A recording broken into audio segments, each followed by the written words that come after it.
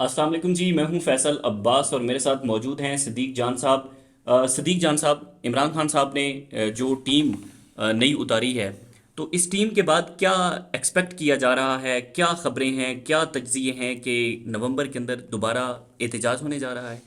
देखें, अभी तक इमरान खान साहब की आप जितनी भी आप टीम में तब्दीलियाँ देख रहे हैं, जी। वो तो सारी की सारी ऐसी हैं कि वो बहुत जारहाना लोगों को सामने ला रहे हैं। हम्म। आप उनकी 4 उनके फ़ैसले देख लें। उन्होंने महमूद खान चगज़ई साहब को लेके आए, कौमी असम्बली में अपोज़िशन बिल्कुल लीडर, ऐसा। अल्लामा राजा नासिर अब्बास साहब को ले आए, सेनेट में अपोज़िशन लीडर। सोहेल अफरीदी साहब को लेकर आए, वज़ीर आला केपी के, और अब खुर्रम ज़ीशान साहब को ले आए हैं सेनेट में। हम्म। तो ये चीज़ें ये बताती हैं कि इमरान खान साहब किस तरह से चीज़ों को लेकर जा रहे हैं।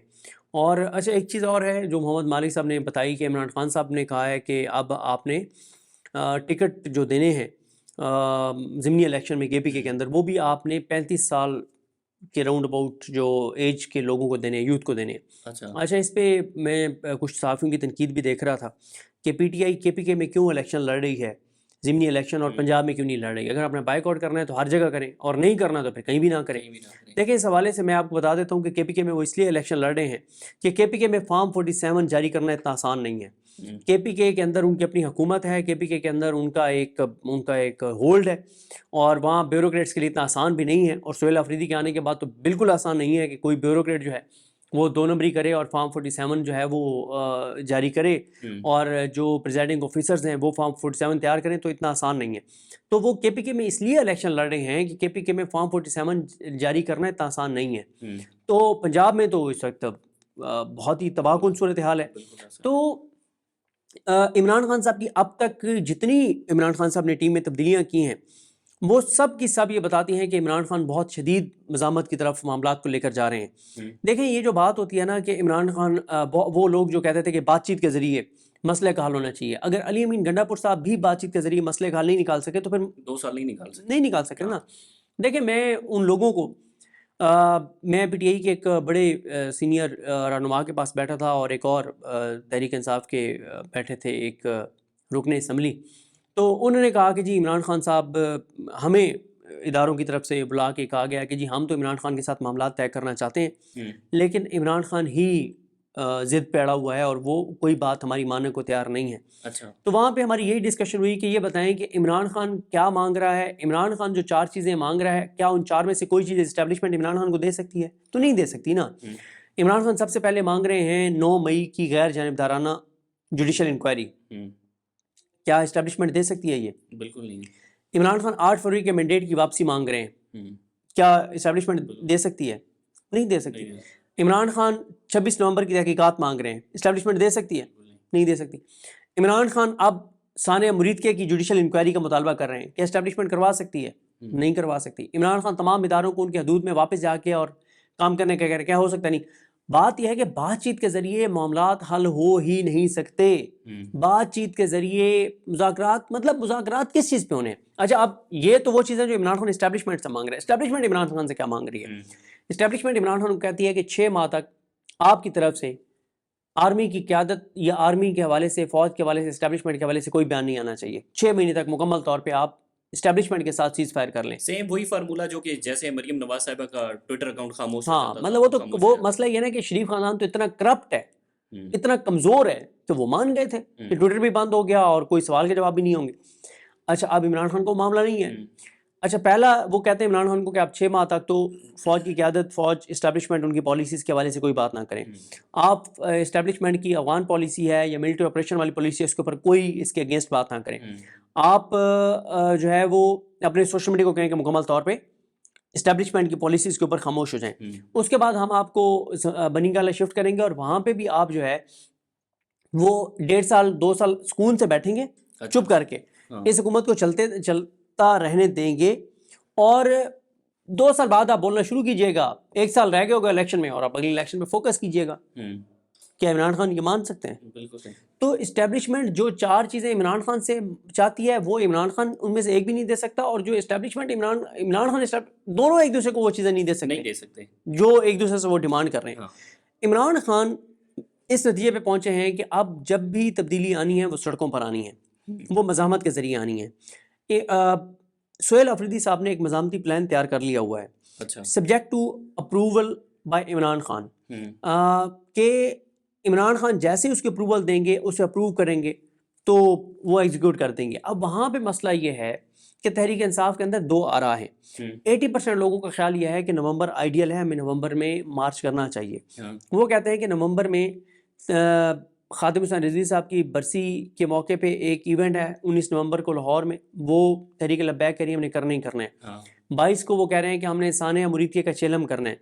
नवंबर में ही कुछ और भी मतलब एहतजाज वो चीज़ें हैं, और वो कहते हैं नवंबर में हम भी निकल आएंगे तो एक दबाव बढ़ जाएगा। और वो कहते हैं कि ऐसे टाइम के ऊपर जब दोनों बॉर्डर्स के ऊपर चीज़ें कशीदा हैं, अफगानिस्तान के साथ भी हमारे मामला हल नहीं हो रहे, भारत के तरफ से भी एक अटैक का खदशा है, और पंजाब के अंदर भी बड़ी अनसर्टेनिटी है। देख लें कि मरीम नवाज साहिबा की पूरी सिक्योरिटी टीम की स्क्रूटनी हुई, स्क्रीनिंग हुई, उनके चीफ सिक्योरिटी ऑफिसर चेंज हुए, उनको पब्लिक में ना जाने का हुक्म दिया गया है। तो वो एक जगह गई भी हैं तो आगे उन्होंने बुलेट प्रूफ शीशा लगाया हुआ था, यानी इतनी सख्त उनकी सिक्योरिटी थी। तो ये 80% तहरीक इंसाफ के अंदर लोग समझते हैं कि हमें ये आइडियल टाइम में निकल आना चाहिए। 20% का ख्याल ये है कि देखें, जिस हुकूमत ने 26 नवंबर किया और कोई उनका कुछ नहीं बिगाड़ सका। अभी उन्होंने मुरीद के में वो क्या कह रहे हैं, उनका अपना ये जो शेर अफजल मरवत है, वो कह रहे हैं कि अगलों ने मुरीद के में जो किया है एक लाश भी वापस नहीं की, और इतनी ताकतवर है स्टेट, ये कह रहे हैं शेर अफजल मरवत साहब। तो वो कह रहे हैं कि पीटीआई को नहीं निकलना चाहिए। तो 20% लोगों का ये ख्याल है जो पीटीआई के फैसला साज हैं, नेक नियति से, कंप्रोमाइज की बात नहीं कर रहा। कंप्रोमाइज तो वो कहते हैं कि एहतजाज होना ही नहीं चाहिए ना, बातचीत के जरिए मसला हल होना चाहिए। वो ये कहते हैं कि अगर हम नवंबर में निकलते हैं और इस वक्त इस हुकूमत को इतनी हमायत हासिल है ट्रंप की और नेतन्याहू की, कि पाकिस्तान की तारीख में कभी किसी हुकूमत को अमेरिका की इतनी सपोर्ट हासिल नहीं रही। इसराइल की तो इसकी वजह क्या है वैसे? इसकी वजह इब्राहिम अकॉर्ड है और कुछ भी नहीं है। तो फिर देखे ना, हमने मतलब नेतन्याहू से पहले हमने ट्रंप को नोबेल प्राइज़ के लिए नामजद किया, दूसरी बार अब फिर हमने कर दिया, सिर्फ हम में इस वक्त जिन्होंने नामजद किया हुआ है। फिर हमने उसकी जितनी हम खुशामद करते हैं उसकी ट्रंप की, जैसे हम उसके आगे लेटे हुए हैं, दिखाया गया। ठीक है, नेतन्याहू को मतलब वो इसराइली पार्लियामेंट का इजलास जो है हमने दिखाया, इब्राहिम अकॉर्ड के ऊपर हम दस्तखत करने की उम्मीदें दिलाए हुए अमेरिका को, हम उसको नोबेल प्राइज़ के लिए हमने नामजद किया, हम मिनरल्स हम उसको दे रहे हैं। कल मैं अखबार में पढ़ रहा था, आज पढ़ रहा था कि पहली खेप पहुंच गई है ऑयल की अमेरिका से। भाई हमारा अमेरिका से ऑयल बनाने का क्या, मंगवाने का क्या तुक बनता है? भाई ट्रंप कह रहा था कि पाकिस्तान से हम मिल के तेल निकालेंगे, और भाई तेल हम इंपोर्ट कर रहे हैं अमेरिका से, हमारा क्या मतलब, कहाँ अमेरिका कहाँ हम तो यहाँ पे ईरान से भी खरीद सकते हैं, हम तो सऊदी अरब से भी खरीद सकते हैं, हम क्यों अमेरिका से मंगवा रहे हैं? हम अमेरिका की इकोनॉमी को फ़ायदा दे रहे हैं, अपने लोगों के ऊपर हम जुल्म करके, हम अपने लोगों के ऊपर महंगाई मुसल्लत करके हम अमेरिका को फ़ायदा दे रहे हैं। हम इंपोर्ट कर रहे हैं ना, ऑयल खरीद रहे हैं, बेच नहीं रहे अमेरिका को कुछ, बेच हम क्या रहे हैं, मिनरल्स बेच रहे हैं, और वो भी पता नहीं किस कीमत बेच रहे हैं, कोई आज तक तफसीलात सामने नहीं है। अब हम फ़ौज अपनी भेजेंगे गज़ा, उसके ऊपर मैं अपनी बात चले नहीं करता, मैं उसकी बात कर देता हूँ जो पार्लिमानी सेक्रेटरी है नूली का, दनियाल क्या नाम है उसका, दनियाल चौधरी, वो ये कहते हैं वसीम बदामी साहब के प्रोग्राम में बैठकर कि हमारी फ़ौज का जो मैंडेट होगा उसमें होगा कि हमने हमास को डी वेपनाइज करना है, हमने यानी असला वापस लेना है हमास से, और दूसरी पाकिस्तान की फ़ौज की जिम्मेदारी होगी कि हमने क्रॉस बॉर्डर टेररिज्म नहीं होने देना, यानी हमने इसराइल को प्रोटेक्ट करना है कि हमास अटैक ना करे इसराइल को। तो हम कोई क़िबला अव्वल की हिफाजत के लिए जा रहे हैं, अगर हम जा भी रहे हैं, और पूरे पाकिस्तान में पता भी किसी को नहीं है, ना पार्लियामेंट को पता है ना कुछ, और वो हुकूमत, उस हुकूमत मतलब उस पार्लियामेंट में भी आप मामला नहीं ला रहे जो फॉर्म 47 की पार्लियामेंट है, जिसमें 80-90 लोग वो बैठे हुए हैं जो फॉर्म 47 के ऊपर हैं, जो अल्लाह के 99 नामों के नीचे खड़े होकर जिन्होंने झूठा हलफ उठाया हुआ है, बल्कि इससे ज्यादा। तो वो कुछ लोग ये कहते हैं कि हमें नवंबर में इसलिए नहीं निकलना चाहिए कि इस हुकूमत को अमेरिका की सपोर्ट जिस हद तक हासिल है, तो ये तो राना सनौला कह रहे हैं कि हम 26 नवंबर से डबल ताकत का इस्तेमाल करेंगे, पता नहीं कितने लोगों की जानें चली जाएंगी। इसलिए सुहेल आफरीदी इमरान खान की अप्रूवल लेना चाहते हैं कि अगर खुदा न खासा कोई भी कंसिक्वेंसेस होंगे, कोई भी नताइज होंगे, तो मतलब उसमें ताकि सिर्फ सुहेल आफरीदी साहब पे बर्डन ना आए। देखें, ये ख़बर तो मेरे पास कंफर्म है कि नवंबर में इस्लामाबाद आने का एक ग्रुप है जिसकी बड़ी तादाद है, वो फैसला भी कर चुके हैं, तैयारियां भी जारी हैं इस्लामाबाद आने की केपीके में। अच्छा। लेकिन अप्रूवल इमरान खान की चाहिए, उसका इंतज़ार किया जा रहा है। और ये हम देख रहे थे कि तोशाखाना 2 केस जो कि रोज़ाना की बुनियाद पर चलाने का फ़ैसला किया गया था और जज ने फ़ैसला भी दिया था, अब उसको 27 नवंबर तक मुलतवी किया गया है। अब ये सूरत हाल को अगर हम देखें, फिर 5 नवंबर को है जीएचक्यू हमला केस। अब इमरान खान साहब से जो हाई कोर्ट के ऑर्डर के मुताबिक मुलाकातों का मैकेनिज़्म तय हुआ था, वो मुलाकातें तो नहीं हो रही। अब तोशाखाना 2 केस जिस तरह से 27 नवंबर पे चला गया है, जीएचक्यू हमला केस भी एडजर्न हो जाता है। तो मेरे ख्याल में नवंबर तक तो इमरान खान साहब से कोई मुलाकात मुतवक्के नहीं लग रही हमें। हाँ, अगर जो हाई कोर्ट ने ऑर्डर दिया था उस मैकेनिज़्म के तहत अगर किसी की मुलाकात हो जाती है तो वेल एंड गुड। अदरवाइज़ तो 27 नवंबर तक तो हमें कहीं इम्कान नज़र नहीं आता मुलाकात का। बिल्कुल आप तो ये आइसोलेट करने का मकसद ही यही हो सकता है फिर। बिल्कुल ऐसी है, और इसका बिल्कुल आपने दुरुस्त कहा है कि इमरान खान साहब के साथ 26 नवंबर तक कोई मुलाकात ना करवाई जाए ताकि वो कॉल ना दे दें। लेकिन अलीमा खानम साहबा ये कहती हैं कि इमरान खान साहब जो हैं उन्होंने जो एक वो है प्रोग्राम जो है हुँ, एहतजाजी हुँ। प्लान वो भिजवा दिया हुआ है सुहेल आफरीदी तक, और वो उसको अच्छा, एग्जीक्यूट करेंगे। अच्छा। तो अब ज़ाहिर है इंतज़ार करना होगा, लेकिन अगर तो वाक़ई इमरान खान साहब ने कोई कह दिया हुआ है सुहेल आफरीदी साहब को कि आपने इस्लामाबाद आना है, फिर तो हुँ, पत्थर पे लकीर है, फिर सुहेल आफरीदी हर सूरत में आएँगे। और फिर मैं ज़ाहिर है हालात काफ़ी हुँ। कशीदा देख लूँ। सदीक जान साहब, जब 26 नवंबर से पहले तहरीक इंसाफ आई तो उस वक्त आपने खबर भी ब्रेक की थी कि जो तहरीक इंसाफ के 4 सरकर्दा लोग हैं उसमें अलामा राजा नासिर अब्बास एमडब्ल्यूएम से थे, साहबजादा हामिद रज़ा साहब भी थे, वो इमरान खान साहब के पास ऑफ़र लेके गए थे। ज़ाहिर है एस्टेब्लिशमेंट ने ऑफ़र दी थी कि आप एहतजाज ना करें, आप आ जाएँ बनी गाला। प्रेशर होता है एहतजाज का जब भी कोई एहतजाज होता है तो। इस दौरान ये जो अब 26 नवंबर का प्लान हो रहा है, कोई ऐसा रास्ता निकल सकता है कि फिर एस्टेब्लिशमेंट कोई इमरान खान साहब को ऑफ़र करवा दे कि आप एहतजाज ना करें, बेशक आप बनी घर आ जाएँ? देखिए, मेरा नहीं ख्याल कि इमरान खान अब किसी बात में आएँगे। इमरान खान से बेहतर कौन जानता है? इमरान खान ने इनको यही कहते थे जो लोग मिलने जाते थे। इमरान खान कहते थे कि ये जब तुमसे मुलाकातें करते हैं, तुमसे बातें करते हैं, तुम्हें झूठी उम्मीद दिलाते हैं, तुम्हें ट्रैप करते हैं, तुम्हें ट्रक की बत्ती के पीछे लगाते हैं। हुँ, मेरा बिल्कुल नहीं ख्याल कि इमरान खान साहब इन बातों में आएँगे, और मेरा ख्याल है कि इमरान खान साहब ये फ़ैसला कर चुके हैं कि अब मैंने सड़कों के ज़रिए ही बाहर आना है, और इमरान खान साहब को भी पता है कि हालात और सूरत हाल सातों की तरफ है। रास्ता क्या हो सकता है सड़कों का वैसे? सुहेल अफ़रीदी अगर इतना ज़्यादा मजमा लेकर आएँगे, हुकूमत गिरा देंगे, क्या होगा? देखें, इसमें कोई शक नहीं है, 10 लाख लोग पाकिस्तान से निकलें तो हुकूमत गिर जाएगी। इससे कमज़ोर हुकूमत पाकिस्तान में कब आई है? भई पहले किस तरह की हुकूमतें आती थी कि एस्टेब्लिशमेंट इलेक्शन से पहले क्या करती थी कि विनिंग हार्सेस को ना एक पॉलिटिकल पार्टी में शामिल करवा देती हुँ, थी, ताकि 25-30 सीटें उसको इजाफ़ी मिल जाएँ। इस बार तो उन जमातों को इक़्तिदार में लाएँ, 17 सीटर पार्टी को, जिन्होंने 17 सीटें सिर्फ़ जीती हैं। और नून लीग के एक रहनुमा को किसी ने कहा कि सर आप पे इल्ज़ाम है, ऐसे ही बैठे थे ना एक कमरे में, तो वो कहते हैं सर आप पे इल्ज़ाम है कि आपने 17 सीटें जीती हैं। कहते हैं एक ही देखो सबूत है कि ऐसी 17 भी जीती हैं ने, यानी 17 के सबूत भी नहीं है। यानी आप गिने ना कि हाँ। कहाँ से 17 सीटें जीते होंगे, तो ये बात सच है। हमने इनको 17 सीटर पार्टी मशहूर कर दिया है, हालाँकि वाक़ई लगता है कि इन्होंने 17 सीटें भी नहीं जीती होंगी। बहुत शुक्रिया जी, सदीक जान साहब हमारे साथ मौजूद थे। मज़ीद जो भी तफ़सीलात होंगी आपके साथ शेयर करेंगे। इजाज़त दीजिए। अल्लाह हाफ़िज़। सब लोग ये जानना चाहते हैं कि सुहेल आफरीदी क्या करेंगे, नवंबर में मार्च होगा नहीं होगा, इमरान खान की रिहाई के हवाले से क्या होगा क्या नहीं होगा। कुछ तफसीलात मैं आपके सामने रखता हूँ कि इस वक्त KPK में क्या चल रहा है, क्योंकि आप जानते हैं कि 3 दिन हम KPK में थे और वहाँ से मुसलसल आपको अपडेट भी करते रहे। और ज़ाहिर है हमारी जो वज़ीर आला KPK सुहेल खान आफरीदी साहब के साथ मुलाकात थी, वो तो ऑफ द रिकॉर्ड थी, और उन्होंने बल्कि मुलाकात के शुरू में ही कहा कि मैंने पहले भी सहाफ़ियों से जो मुलाकात की वो ऑफ द रिकॉर्ड थी, लेकिन सहाफ़ियों ने उसको ऑन रिकॉर्ड लाकर सब चीज़ें रिपोर्ट कर दी।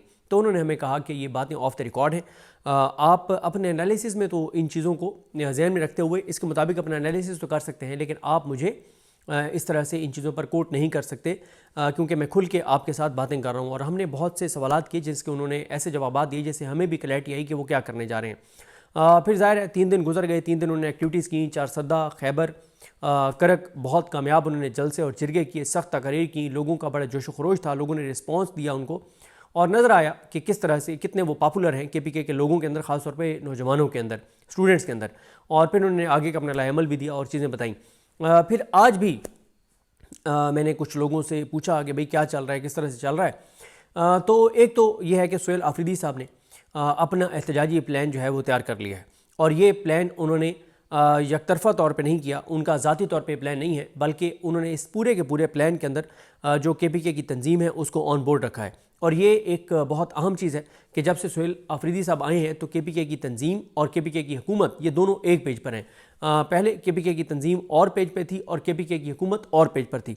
जो तंजीम थी केपीके की, जुनैद अकबर साहब और उनके साथ बाकी अहदेदार वो बात कर रहे थे, वो अलामिया जारी कर रहे थे, वो मुतालबात कर रहे थे जो इमरान खान साहब का नज़रिया है, जो इमरान खान की सोच है, जो इमरान खान के मुतालबात हैं। लेकिन केपीके गवर्नमेंट जो है वो कहीं और खड़ी थी, उनका मौक़िफ़ उससे यकसर मुख्तलिफ था। लेकिन अब ऐसा नहीं है। तो मेरी इन्फॉर्मेशन ये है कि सुहेल आफरीदी साहब ने पार्टी की जो केपीके की क़यादत है उसके साथ मिल के एक लाएमल तैयार कर लिया है और उन्होंने ख़ुद कहा भी था कि वो एहतजाजी सियासत के चैम्पियन हैं। और उन्होंने जो प्लान तैयार किया है, अब उसमें मसला क्या है, उसमें देखें दो चीज़ें हैं जिसके दो खौफनाक नताइज हो सकते हैं। एक का बोझ तो सुहेल आफरीदी उठाने के लिए तैयार हैं, एक बोझ के हवाले से सुहेल आफरीदी को कोई मसला नहीं है। दो नताइज ये हो सकते हैं, नंबर 1 ये कि केपीके की हुकूमत गिर सकती है।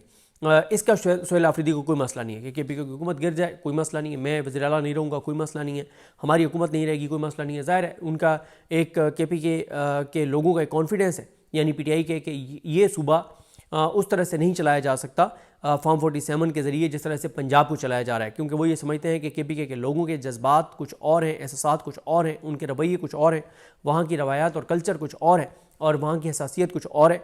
इसको एमरजेंसी या गवर्नर राज के ज़रिए नहीं चलाया जा सकता। गो कि मैं इससे पहली जो मेरी 2 वीडियोज़ हैं उनमें से एक वीडियो में मैं तफसील के साथ बता चुका हूँ कि मेरा ख्याल है कि चलाया जा सकता है, क्योंकि अमेरिका साथ है।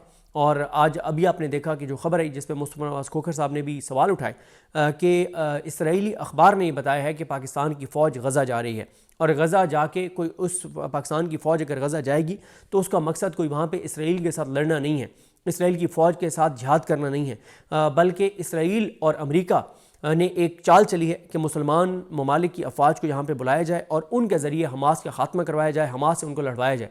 तो ये एक बहुत ही ख़तरनाक एक सूरत हाल होगी अगर ऐसा होता है। और पाकिस्तान के लोगों को नहीं पता, पाकिस्तान की पार्लियामेंट को नहीं पता, हुकूमत ने ये बात बताई नहीं है, किसी ने पाकिस्तान के लोगों को ये बात नहीं बताई कि पाकिस्तान की फ़ौज के जवान गज़ा जाएंगे। और वजह मैं आपको बता चुका हूँ कि उनका मकसद कोई वहाँ पे इसराइल के साथ जंग करना नहीं होगा, बल्कि इसराइल की फ़ोर्सेस के साथ मिल के और गज़ा के अंदर से हमास का ख़ात्मा करना, ये उनका पर्पज़ होगा, जो ट्रंप हमें अपने ट्रुथ सोशल अकाउंट्स के ऊपर या अपने ट्विटर के ऊपर बता रहे हैं। और यही सवाल उठाया मुस्तफ़ा नवाज़ खोखर साहब ने कि पाकिस्तान के लोगों को पता ही नहीं है और एक ऐसी हुकूमत जो पाकिस्तान के ऊपर मुसलत की गई, जो फॉर्म 47 किया है, जिनका अवाम में रूस नहीं, जिनको अवाम ने मुस्तरद किया, वो ऐसे फ़ैसले कर रहे हैं जो पाकिस्तान के नज़रिए के ख़िलाफ़ हैं, जो पाकिस्तान के असास के ख़िलाफ़ हैं, जो पाकिस्तान के लोगों के जज्बात के ख़िलाफ़ है। लेकिन ज़ाहिर है कोई पूछने वाला नहीं है। और इसलिए मैं ये समझता हूँ कि जब एक ऐसी पाकिस्तान के अंदर हुकूमत है जो अमेरिका के इशारों पर नाच रही है, जो अमेरिका के सामने सरबसुजूद है, जो अमेरिका के कदमों में बैठी हुई है, जो अमेरिका के सामने लेट चुकी है, जो जिस तरह से शहबाज शरीफ ने ट्रंप की तारीफ़ें की हैं, मतलब एज ए पाकिस्तानी हम सब का सर शर्म से झुक गया है कि ये जाली वज़ीर आज़म सही, लेकिन है तो उधर तो तारफ़ उसका पाकिस्तान के वज़ीर आज़म के तौर पे हुआ है। जिस तरह के उसने अल्फाज इस्तेमाल किए, जैसे उसने ट्रंप के सामने सर नगू हुआ और जैसे ट्रंप की खुशामदी की, अल्लाह ताला माफ़ करे, एज ए पाकिस्तानी बहुत शर्मिंदगी का मकाम है। और अता तारड़ ये कहते हैं कि पाकिस्तान का जो सब्स पासपोर्ट है उसकी इज़्ज़त बढ़ गई है। ओवरसीज़ पाकिस्तानी बता सकते हैं, जो ज़ाहिर हम तो पाकिस्तान से बाहर नहीं है, वो ये बता सकते हैं। अगर आप में से कोई हैं तो आप बताइए कि जो अता तारड़ कह रहे हैं कि पाकिस्तान के पासपोर्ट की इज़्ज़त बढ़ गई है, क्या वाकई बढ़ गई है? और अगर बढ़ गई है तो क्यों बढ़ गई है? हमारे पास तो ये इन्फॉर्मेशन नहीं है पाकिस्तान के अंदर, ओवरसीज़ पाकिस्तानी बेहतर बता सकते हैं। तो खैर केपीके के लोगों के अंदर, जो पीटीआई वाले हैं, उनके अंदर एक कॉन्फिडेंस है कि केपीके की हुकूमत को अगर गिराया जाएगा तो ये सिस्टम नहीं चला सकते, किसी सूरत नहीं चला सकते, लोग खड़े हो जाएंगे। और वो जो बातें करते हैं, ज़ाहिर है वो बातें मैं यहाँ पे नहीं बता सकता, वो बहुत सेंसिटिव है। फिर हमें ये कहा जाता है कि आप इश्तियाल दिलाते हैं, आप अनारकी की तरफ चीज़ों को लेकर जाते हैं, आप खाना जंगी की तरफ चीज़ों को लेकर जाते हैं। हम नहीं लेकर जाते, जाके पूछ लें केपीके के लोगों से, जाके सर्वे कर लें, पूछ लें। हम तो 3 दिन रह के आए हैं, मुसलसल जाते हैं, बहुत ज़्यादा हमारा टाइम केपीके में गुजरता है, केपीके के लोगों के दरमियान गुजरता है। तो खैर दूसरा, एक तो इसका कोई खौफ नहीं है सुहेल आफरीदी को कि हुकूमत चली जाएगी। दूसरा मसला ये है कि उसका बोझ मुझे लगता है कि सुहेल आफरीदी अपने कंधों पर नहीं उठाना चाहते जब तक इमरान खान की मंजूरी ना हो, क्योंकि एक बात क्लियर है कि राना सनौल्लाह कह रहे हैं कि अगर ये इस्लामाबाद की तरफ दोबारा आएंगे तो 26 नवंबर से डबल ताकत का हम इस्तेमाल करेंगे, यानी 26 नवंबर से डबल हम गोलियां मारेंगे। और इस वक्त इस हुकूमत का कॉन्फिडेंस आसमान के साथ पहुंचा हुआ है। मुरीद के वाक़े के बाद देखें, मुरीद के वाक़े के बाद इस हुकूमत को कोई इनके सामने खड़ा नहीं हो सका। जो सुन्नियों की, बरेलवियों की सारी तंजीमें हैं वो तमाम तंजीमें कंप्रोमाइज़ हैं। बरेलवी तमाम पीर कंप्रोमाइज़ हैं। ना कोई पीर बोला है मुरीद के ऊपर, ना कोई सुन्नी तंजीम बोली है। हाँ, जो तहरीक लब्बैक के जो कारकुन हैं या जो आम पाकिस्तानी हैं, वो आप टिकटॉक पे देख लें, आप ट्विटर पे देख लें, आप फेसबुक पे देख लें, आम पाकिस्तानी सवाल उठा रहा है। तहरीक लब्बैक से हमदर्दियाँ रखने वाले ये सवाल उठा रहे हैं, उनके कारकुन ये सवाल उठा रहे हैं, उनसे मुतल्लिका लोग सवाल उठा रहे हैं। लेकिन उससे हट के 10 से 15 सिर्फ मौलवियों की, खतीब, उलमा, उनके कोई बयानात आए हैं। बाकी मुफ्ती मुनीब से लेके अबुल खैर ज़ुबैर तक और बाकी जितनी सुन्नी तंजीमें हैं, इन सब के आप जो किरदार देख लें वो इंतहाई शर्मनाक इनके किरदार हैं। वो सरवत एजाज कादरी को देख लें, जिस तरह से जफ्फियाँ डाल रहे हैं मोहसिन नकवी को, मुफ्ती मुनीब, और जैसे कई दहाइयों के बिछड़े भाइयों जो अचानक किसी जगह पे मिल गए हों और एक दूसरे को पहचाना हो कि हम भाई बचपन में हम बिछड़ गए थे और अब हम इतने बड़े हो गए हैं और अब हम 50 साल, 60 साल, 70 साल बाद हम मिल रहे हैं, कई दहाइयों बाद हम मिल रहे हैं। तो इस तरह से वो मिल रहे हैं। तो सुन्नी तंजीमों की कोई हैसियत नहीं है, कोई औकात नहीं है, क्योंकि वो कंप्रोमाइज्ड हैं, वो हुकूमत की गोद में बैठी हुई हैं। ये बात मैं इसलिए कह रहा हूँ क्योंकि कोई हुकूमत को कहीं पे भी वो हुकूमत के सामने खड़े नहीं हुए। कहीं तो हुकूमत को रोक लेते, कहीं तो हुकूमत को कह देते कि आप ये काम ना करें। जो कुछ हो रहा है आप देख लें, मस्जिदों के अंदर जिस तरह से सूरत हाल हो रही है, वो सारी चीज़ें आप देख रहे हैं। इसके ऊपर सुन्नी तंजीमें सिर्फ बयानबाजी कर रही हैं, ड्रामे कर रही हैं। और ये भी मैं किसी से मेरी बात हो रही थी, उन्होंने मुझे कहा कि सुन्नी ये जो तंजीमें हैं इनको जानबूझ के आगे किया गया है और इनसे कुछ बयानात जानबूझ के दिलवाए जा रहे हैं जो बज़ाहिर सख्त बयानात हैं, कि ताकि जो लोग हैं उनको लगे कि नहीं यार ये सुन्नी तंजीमें खड़ी हुई हैं, ये खुद हुकूमत के साथ कोई बात कर लेंगी, हुकूमत के सामने मज़ामत कर लेंगी, ताकि कोई जेन्युइन नीचे लोग ना ऊपर आ जाएं, जो जेन्युइन लोग हों वो ना खड़े हो जाएं, जिनके पीछे आवाम खड़ी हो जाए, जिनके पीछे सुन्नी खड़े हो जाएं, तो उनका रास्ता रोकने के लिए कोई जेन्युइन लोग ना, कोई जेन्युइन तहरीक ना उठ खड़ी हो, उनका रास्ता रोकने के लिए सुन्नी तंजीमों को चाबी दी गई है कि चाबी वाले खिलौनों तुम थोड़ी सी बात कर लो। अब मैं देख रहा था एक फुटेज के अंदर, उसके अंदर वो भी एक बैठा हुआ था, मैं देख रहा था जो नून लीग का एक तरह से नून लीग की वजह से उसको ओहदा मिला हुआ है। एक और मैं देख रहा था जिनकी तंजीम को इस वक्त, जिनके तंजीम के लोग नून लीग को इतना डिफेंड कर रहे होते हैं सारा दिन। तो सुन्नी तंजीमों को कोई जो है वो कोई इस वक्त हैसियत नहीं है। सिर्फ आम लोग सवाल कर रहे हैं मुरीद के ऊपर, आम पाकिस्तानी, आम इंसान, आम लोग सवाल कर रहे हैं मुरीद के ऊपर, या तहरीक लब्बैक के जो कारकुन हैं वो सवाल करेंगे कि बहुत सख्त क्रैकडाउन हुआ है तहरीक लब्बैक के ऊपर। चार दीवारी का बहुत ज़्यादा तकद्दुस जो है वो पामाल हुआ है। जो तहरीक इंसाफ के साथ हुआ उससे ज़्यादा जो है वो तहरीक लब्बैक के साथ जो है वो हुआ है। तो मुरीद के वाक़े के बाद हुकूमत का कॉन्फिडेंस और बढ़ गया है। और कल भी आप देख लें कि मोहसिन नकवी के साथ मुलाकात हुई है, जो बरतानवी हाई कमिश्नर हैं उनकी मुलाकात हुई है, अमेरिका के जो कायम मकाम पाकिस्तान में सफ़ीर हैं उनकी मुलाकात हुई है। तो अमेरिका हो, बरतानिया हो, इंटरनेशनल इस्टेब्लिशमेंट हो, उनकी मुकम्मल सपोर्ट हमारी हुकूमत को हासिल है। तो जब इनको सपोर्ट हासिल है तो राना सनाउल्लाह फिर बयान देते हैं कि हम 26 नवंबर से डबल ताकत का इस्तेमाल करेंगे, यानी हम 26 नवंबर से ज़्यादा लोगों की जानें लेंगे। तो ये उनका है। तो मेरा ये ख्याल है कि सुहेल आफरीदी ने प्लान तो तैयार कर लिया है, लेकिन वो इमरान खान से एक बार मंजूरी लेना चाहते हैं कि खान साहब अगर हम इस्लामाबाद की तरफ आएंगे, हम मार्च करेंगे तो लोगों की जानें जा सकती हैं। लोग KPK के जज्बात में फिर यहाँ पे खामोश हूँ, मैं कोई बात नहीं करता कि जाके पूछ लें KPK के लोगों से कि उनको गोली का कितना खौफ है या नहीं है, वो क्या बात कर रहे हैं, जाके उनसे पूछ लें, मैं उस पर कुछ नहीं कहता। लेकिन सुहेल आफरीदी जो है वो उन्होंने जो प्लान तैयार किया है, मेरी असेसमेंट, ये खबर मेरी कंफर्म है कि उन्होंने प्लान तैयार कर लिया है, लेकिन मेरी असेसमेंट है कि वो इमरान खान की अप्रूवल चाहते हैं, क्योंकि वो नहीं चाहते कि वो इतना बड़ा बोझ अपने कंधों पे उठा लें कि कल को वो मार्च करें इमरान खान की इजाज़त के बगैर और लोगों की जानें चली जाएं और इमरान खान कहें कि आपने क्यों ये मार्च किया है, आपको नहीं आना चाहिए था इस्लामाबाद, जब आपको पता था कि ये लोग जो है वो गोलियां मारेंगे। तो मेरा ये ख्याल है कि सुहेल आफरीदी एक अप्रूवल, सिर्फ एक अप्रूवल इमरान खान साहब से चाहते हैं कि खान साहब हम इस्लामाबाद की तरफ आने का ऐलान करने जा रहे हैं, आप बताएं कि क्या हम ये कर दें, और उसके ये कंसिक्वेंसेस होंगे, हुकूमत भी गिर सकती है KPK की और लोगों की जानें भी जा सकती हैं। तो ये इमरान खान जो भी इस पे जवाब देंगे, क्योंकि PTI के अंदर बहुत कम वो लोग हैं जिनकी ये सोच और अप्रोच है कि हमें इस्लामाबाद की तरफ अभी नवंबर में कॉल नहीं देनी चाहिए, हमें जाके 2-3 महीने इंतज़ार करना चाहिए, हमें मोमेंटम बरकरार रखना चाहिए, हमें दबाव बढ़ाते चले जाना चाहिए,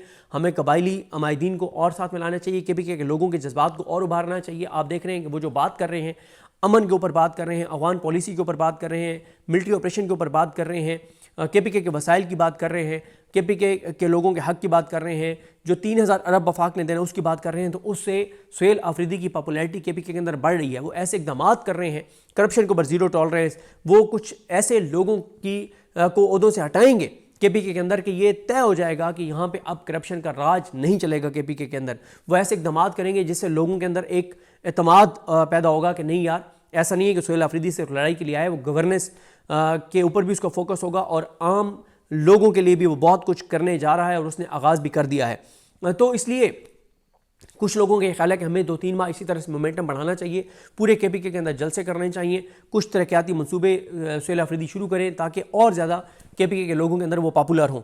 लेकिन ये बहुत कम लोग हैं जिनकी ये राय है कि हमें नवंबर में कॉल नहीं देनी चाहिए। PTI के अंदर लोगों की अक्सरियत ये समझती है कि जो ये नवंबर का महीना है ये आइडियल महीना है। वो क्यों ये समझते हैं? वो ये कहते हैं कि 19 नवंबर को खादिम हुसैन रिजवी साहब जो हैं, अल्लामा खादिम हुसैन रिजवी साहब, उनकी बरसी है और वो तहरीक लब्बैक के कारकुन कह रहे हैं कि हम ज़रूर उसका इनेकाद करेंगे और ज़ाहिर है उसके ऊपर टेंशन बढ़ेगी। टेंशन तो बढ़ रही। आपने देखा कि मरीम नवाज़ साहबा की जो सिक्योरिटी टीम है उसकी स्क्रीनिंग की गई और उसके बाद जो उनके चीफ सिक्योरिटी ऑफिसर हैं उनको भी हटा दिया गया है और नया चीफ सिक्योरिटी ऑफिसर लगाया गया और बताया जा रहा है कि उनकी सिक्योरिटी सारी जो है वो तब्दील कर दी गई है और उनकी टीम से उन लोगों को निकाल दिया गया है जो मजहबी रुझानात रखते थे, जो उनको ये जो सोशल मीडिया पे सारा रिपोर्ट हो रहा है कि मजहबी रुझानात रखने वालों को या तहरीक लब्बैक के लिए हमदर्दियाँ रखने वालों को जो है वो उनकी सिक्योरिटी से जो है वो हटाया जा रहा है। तो अब ज़ाहिर है इस वक्त टेंस सूरत हाल तो है और आप सोशल मीडिया पे देखें ना कि लोगों के अंदर हर आने वाले वक्त के साथ गुस्सा बढ़ रहा है कि यार आप जो है वो अभी तक आपने कोई गैर जानबदाराना तहकीकात नहीं करवा रहे मुनीद की, तो लोगों के अंदर ना गुस्सा बढ़ रहा है, कम नहीं हो रहा। तो तहरीक इंसाफ के अंदर लोगों की अक्सरियत ये कहती है कि एक ऐसे वक्त के ऊपर जब पंजाब के लोगों के अंदर गुस्सा बढ़ रहा है और 19 नवंबर को तहरीक लब्बैक ज़रूर इनेकाद करेगी अल्लामा खादिम हुसैन रिजवी साहब की बरसी की और उसके बाद 22-23 नवंबर को उन्होंने चेलम का ऐलान किया हुआ है कि हम मुरीद के में चेलम करेंगे। वो भी वो करना चाहेंगे, उनको करने दिया जाता है या नहीं करने दिया जाता वो अलग बात है। तो वो ये कहते हैं कि इधर अफगान बॉर्डर के ऊपर आप देख रहे हैं कि टेंस सूरत हाल है और इस वक्त जब मैं ये वीडियो रिकॉर्ड कर रहा हूँ पाकिस्तान और अफगानिस्तान के जो मुज़ाकरात हैं वो 30-35 घंटे से वो मुज़ाकरात हो रहे हैं मुख्तलिफ नशिस्तों में, लेकिन अभी तक वो मुज़ाकरात कामयाब नहीं हुए। इस वक्त तक जब मैं वीडियो रिकॉर्ड कर रहा हूँ, हो सकता है जब मैं वीडियो अपलोड करूँ तब तक कोई पेशरफ्त हो चुकी हो। फिर आप देखें कि भारत ने एक नोटम जारी कर दिया है, वो जंगी मशकें शुरू करने जा रहे हैं 30 अक्टूबर से लेकर 10 नवंबर तक। एक वहाँ पे भी टेंशन है कि भारत जो है वो अटैक कर सकता है, तो एक वहाँ पे भी जो है वो टेंस सूरत हाल है। कल ही पाकिस्तान ने एक जो भारत का जासूस तैयार है उसको लॉक किया और उसको जो है वो पाकिस्तान के डिफेंस सिस्टम ने जो उसको एक तरह से पकड़ा है कि ये इस तरह से जासूसी कर रहा है जो पाकिस्तान की समुद्री हदूद है उस तरफ। तो यानी उस बॉर्डर पे भी टेंस सूरत हाल है, इस बॉर्डर पे भी टेंस सूरत हाल है। इंटरनली आप देख लें पंजाब में तहरीक लब्बैक के साथ जो कुछ किया गया उसकी वजह से भी टेंशन हैं, उसकी वजह से भी लोगों में बहुत गम व गुस्सा है। तहरीक इंसाफ के अंदर लोगों के अंदर भी बहुत गम व गुस्सा है, बहुत ज़्यादा नफरत है इस वक्त के 900 दिन से ज़्यादा हो गए हैं। इजाज़ चौधरी साहब, उमर सरफराज चीमा साहब, इनको यास्मीन राशिद साहबा, मियां महमूद रशीद साहब, उन लोगों को और कोई इसी तरह से 900 दिन हो गए हैं तकरीबन जो मिलिट्री कोर्ट्स की कस्टडी में हैं लोग, वो